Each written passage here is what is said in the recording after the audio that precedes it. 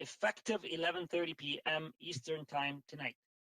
I am suspending all commercial and private passenger flights arriving in Canada from India and Pakistan for 30 days. Cargo flights will be allowed to ensure the continued supply of vaccines, PPE, and other essential goods. This is a temporary measure while we assess the evolving situation and determine appropriate measures going forward.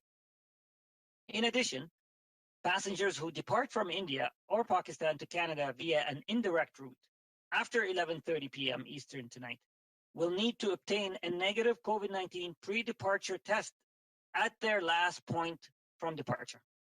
There are currently no flights from Brazil, but we will not hesitate to ban travel from other countries if the science bears that out. As we get through these challenging moments of the pandemic, let us remember that we are in this together. We must avoid the risk of falling into the trap of blaming an identifiable group for causing COVID. We've seen this with Asian Canadians. We must reject scapegoating any group. This virus is not Chinese, nor is it Indian. It affects us all. Let's stick together to get through this pandemic, and our communities and our country will be stronger for it.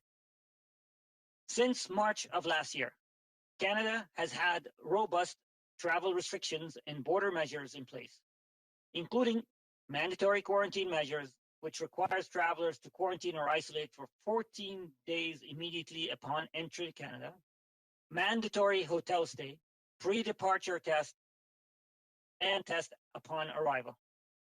And data show that our measures have been working. That is why those measures remain in place. Once again, given the current situation, I would like to remind Canadians that this is not the time for non-essential travel.